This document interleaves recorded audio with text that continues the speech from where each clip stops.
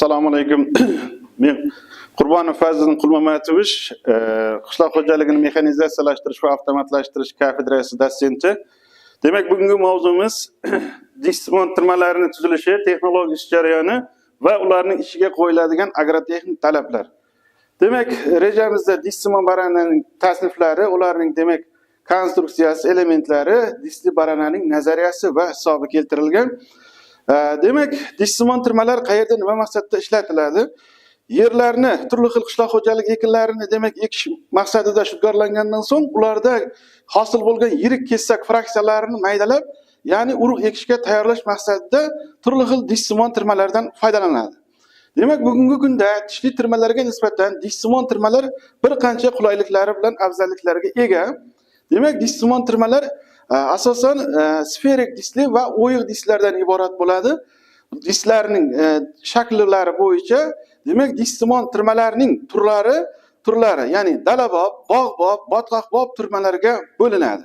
Demak, ushbu joylarda kesak fraksiyalarini maydalab, ya'ni ekin ekishga dala maydonini, ya'ni tuproqqa yuza ishlov berish mashinalari hisoblanadi, ekishga tayyorlab beradi. Demak, ushbu dish-simon tirmalarni o'tishda demak va ularni ishlatishda qo'yiladigan agrotexnik talablar bor. Ya'ni ishlov berish chuqurligi demak 10-18 santimetrgacha bo'lishi, ishlov berish chuqurligining o'rtacha kvadratik chetlanishi esa plus-minus 3 santimetrdan ortib ketmasligi kerak bo'ladi. Ishlov beriladigan qatlamdagi, o'lchamdagi, ya'ni 50 mm dan katta kichik fraksiyalar miqdori demak 80% dan tashkil etish kerak bo'ladi. Dala yuzasida hosil bo'ladigan notekisliklarning o'rtacha balandligi esa ko'pi bilan demak 5 santimetrdan oshib ketishiga yo'l qo'ymaslik kerak bo'ladi.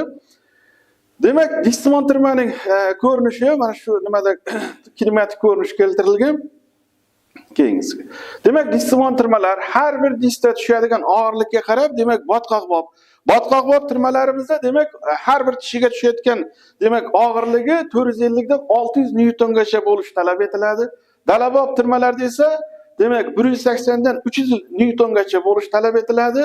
Demak, bog'bob tirmalarimiz esa har bir tishiga tushayotgan og'irligi 180 dan 400 newtongacha turlarga bo'linadi.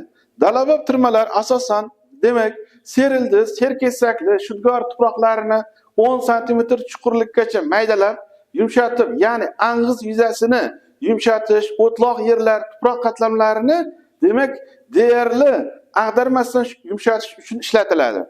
Ya'ni dish-simon tirmalarining tuproqqa botib ishlov berilganda avvalgi ekilgan o'simlik ildiz ang'iz qoldiqlarini bir vaqtning o'zida 10 cm chuqurlikkacha demak botqizib, kesib, maydalab ketish xususiyatiga ega. Bu esa ekilgan o'simliklarda, ya'ni o'simlik ildiz ang'iz qoldiqlarining tuproqqa aralashish jarayonida chirigandan so'ng esa demak gumus qatlamga aylanib, tuproqni yanada boyitishga demak xizmat qiladi. Dish-simon tirmalar traktorga demak tirkama osma holatda agregatlanib, demak bular oldingi va keyingi seksiyali batareyalardan iborat bo'ladi. Demak, batareyalardan iborat bo'ladi. Demak, bularning oldingi kesak fraksiyalarida demak dishning maydalanmasdan o'tib ketgan kesak fraksiyalari orqa tomondagi demak dishning hujum burchagiga uchrab maydalanishga albatta erishiladi. Buning uchun esa dish-simon tirmalarini ishga sozlash uchun esa albatta ushbu seksiya batareyalarining hujum burchagini o'zgartirish, graduslarini o'zgartirish kerak bo'ladi. Graduslarni o'zgartirishda esa 10 gradusdan 25 gradusgacha o'zgartirish talab etiladi. Kerakli chuqurlikkacha, ya'ni 18 cm chuqurlikkacha botib, demak kesak fraksiyalarini maydalab ketish xususiyatiga ega bo'ladi. Qisqacha nimamiz shundan iborat.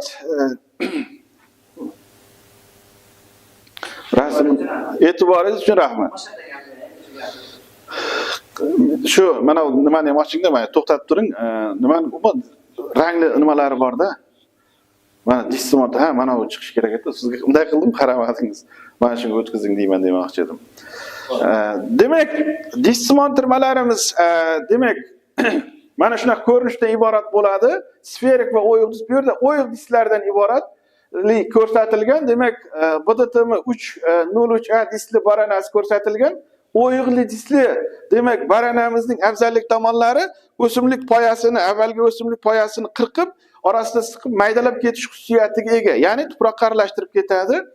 Demak, bular ishga mana shunaqa rostlanadi.